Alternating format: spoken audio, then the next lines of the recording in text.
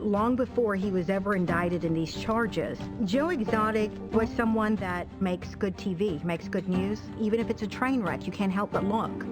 He's a completely insane, gay, gun-toting drug. Tiger King is a Netflix miniseries that follows the trials and tribulations of controversial zoo owner and current prisoner Joe Exotic. The documentary coincidentally released as the COVID-19 virus was intensifying, and as a result, millions of quarantined individuals watched the series in unison, launching Joe Exotic and his peers into unexpected fame and notoriety. But the documentary leaves out some important details that you probably just don't know about the Tiger King. Because then you'll get it. Then you'll say, Jesus Christ, why are you in jail?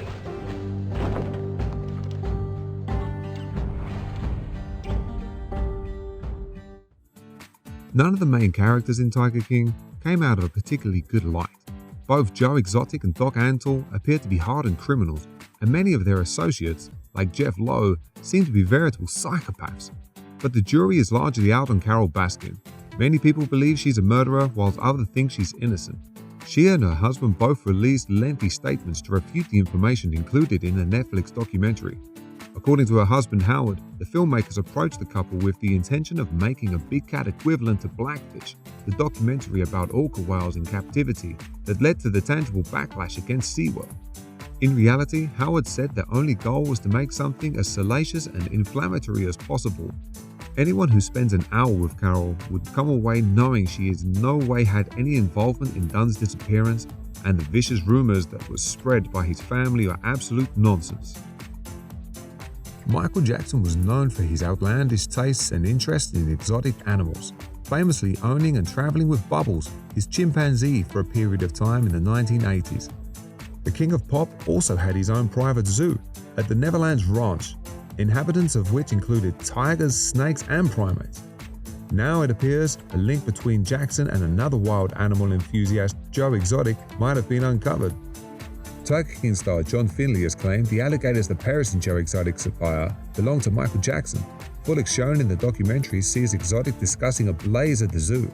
He said the animals involved were boiling alive in a towering inferno. Finley said, "My favorite animals were the alligators and crocodiles. A previous manager had got Michael Jackson's alligators from the Neverland Ranch. We got some others for some friends and stuff. They were the ones I really took care of most of the time."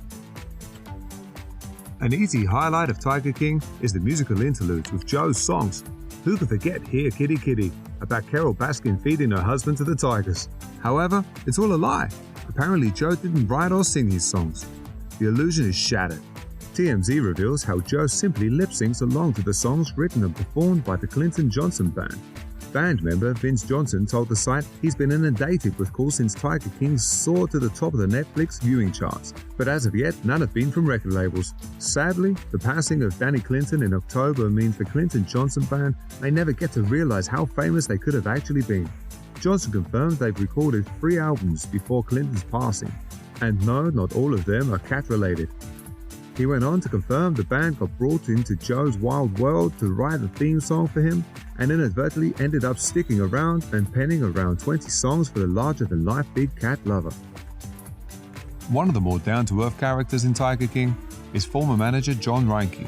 Before joining Joe Exotic at his petting zoo, Reinke was a bungee jumper. In April 1994, he was testing a bungee jump ride in Burkburnett, Texas, when a pulley malfunctioned. Reinke fell a terrifying 55 feet. Not only did he bounce on landing, something that crushed his legs. He then landed on a 6-inch metal stake that pierced both his colon and stomach. He was stuck bleeding, but still able to speak. "I kept asking for them to get my wife Christy, but they wouldn't," he told the Oklahoman. "If they had, I don't think I'd be here today, but I was ready to tell her goodbye." Over the next couple of years, Reinke had to undergo more than 20 operations on his feet and legs and had to use a wheelchair to get around in that time. He learned to walk again after he realized he could move his big toe, but in 2006, surgeons had to remove his left leg, meaning he had to learn how to walk on a prosthetic leg. Check out one of our newest videos right here, plus even more videos of your favorite shows are coming soon. Don't forget to subscribe to our YouTube channel and hit the bell so you don't miss a single one.